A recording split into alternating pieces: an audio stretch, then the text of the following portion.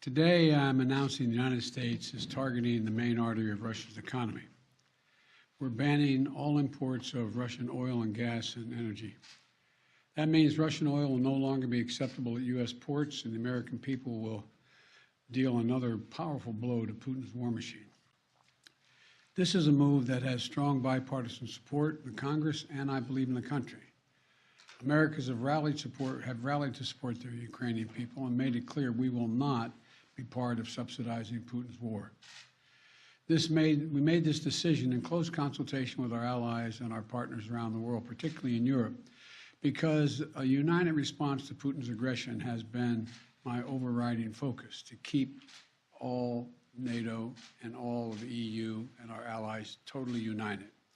We're moving forward with this ban, understanding that many of our European allies and partners may not be in a position to join us.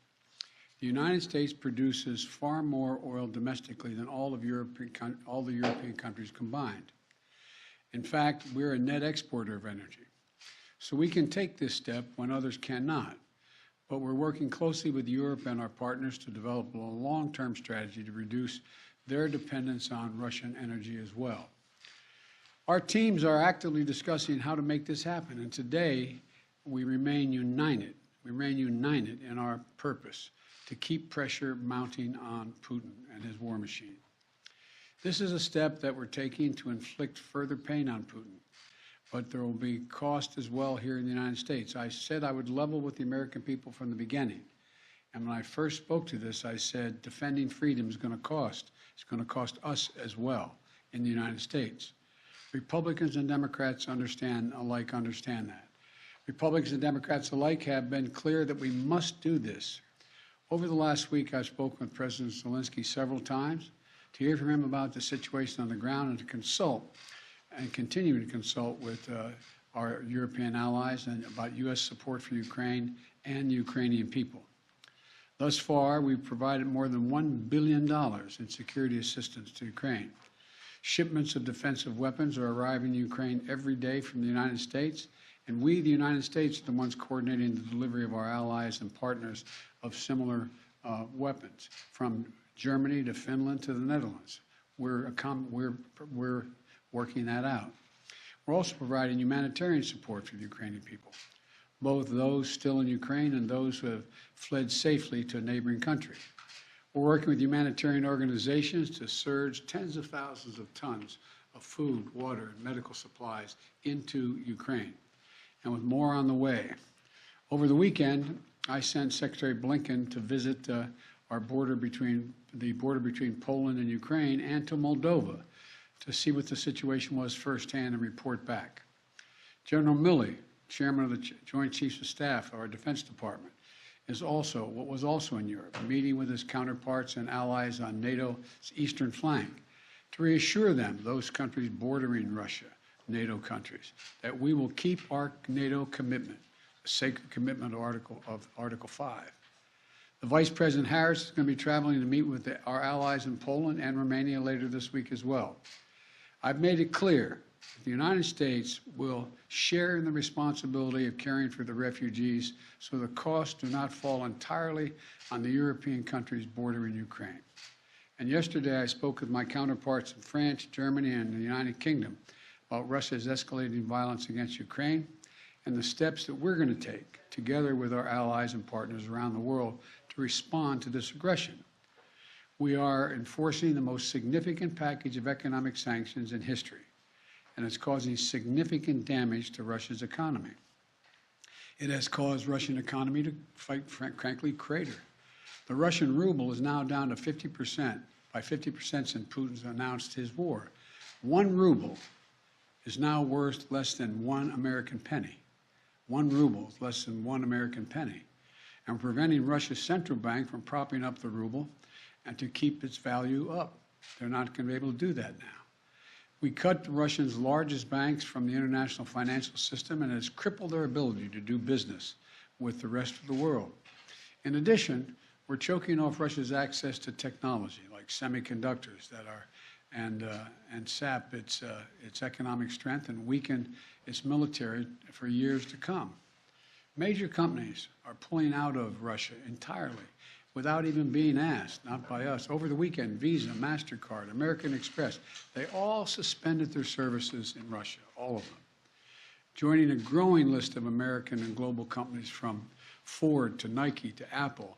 They've suspended their operations in Russia. The U.S. Stock Exchange has halted trading of many Russian securities. And the private sector is united against Russia's vicious war of choice. The U.S. Department of Justice has assembled a dedicated task force to go after the crimes of Russian oligarchs. And we're joining with our European allies to find and seize their yachts, their luxury apartments, their private jets, and all their ill-begotten gains to make sure that they share in the pain of Putin's war. These, by the way, are giant yachts. You've put some of them in your press. I mean, some of them are, I think I read one was over 400 feet long. I mean, this is worth hundreds of millions of dollars. The decision today is not without cost here at home. Putin's war is already hurting American families at the gas pump. Since Putin began his military buildup on Ukrainian borders, just since then, the price of the gas at the pump in America went up 75 cents. And with this action, it's going to go up further. I'm going to do everything I can to minimize Putin's price hike here at home. In coordination with our partners, we've already announced that we're releasing 60 million barrels of oil from our joint oil reserves. Half of that, 30 million, is coming from the United States. And we're taking steps to ensure the reliable supply of global energy. We're also going to keep working with every tool at our disposal to protect American families and businesses. Now, let me say this. To the oil and gas companies and to the finance firms that back them, we understand Putin's war against the people of Ukraine is causing prices to rise. We get that. That's self-evident. But, it's no excuse to exercise excessive price increases or padding profits or any kind of effort to exploit this situation or American consumers, exploit them. Russia's aggression is costing us all, and it's no time for profiteering or price gouging.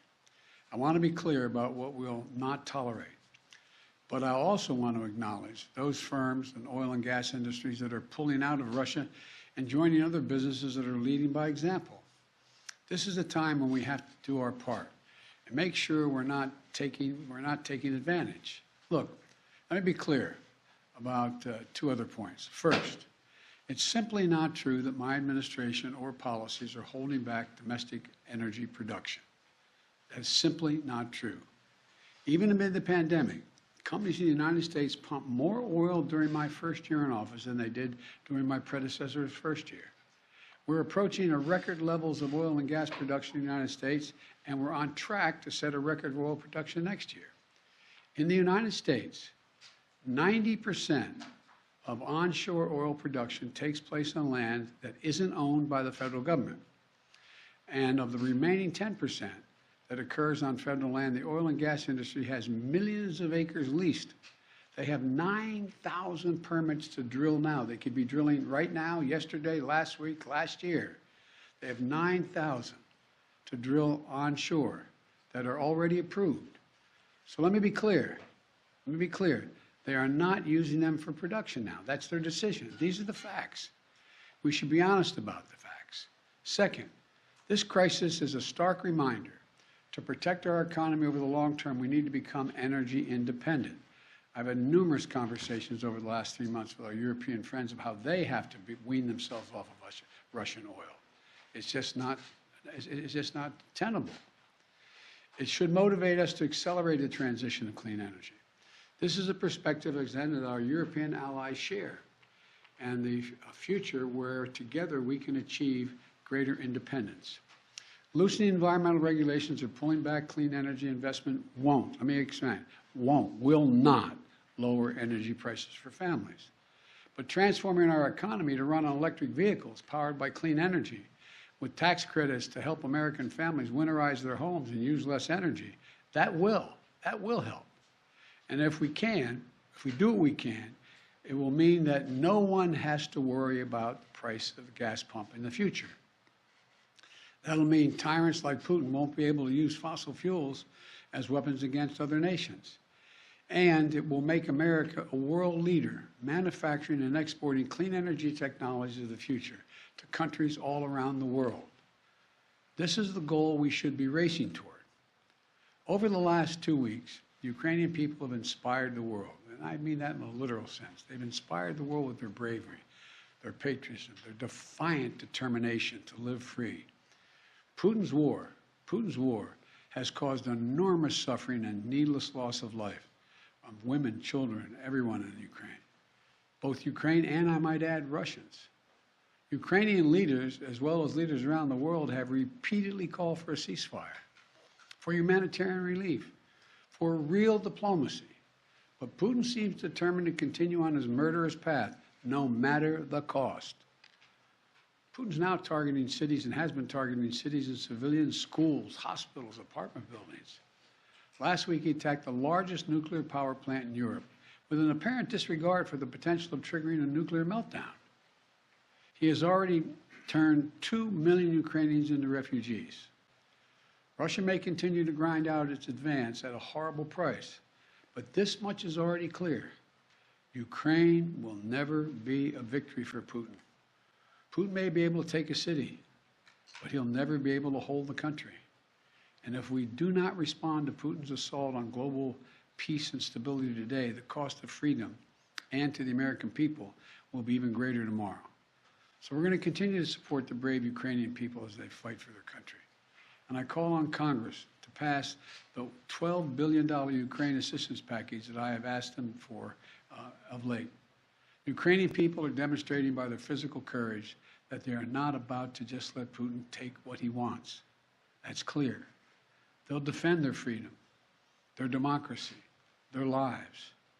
And we're going to keep providing security assistance, economic assistance, and humanitarian assistance. We're going to support them against tyranny, oppression, violent acts of subjugation. People everywhere, and I think it's maybe even surprised some of you all, people everywhere are speaking up for freedom. And when the history of this war is written, Putin's war on Ukraine will have left Russia weaker and the rest of the world stronger. May God bless all those heroes in Ukraine. And now I'm off to Texas. Thank you very, very much. I know there's a lot of questions. I know there's a lot of questions, but there's a lot more that has to be made clear, and I'm going to hold on that until we get more information. Thank you. Appreciate it.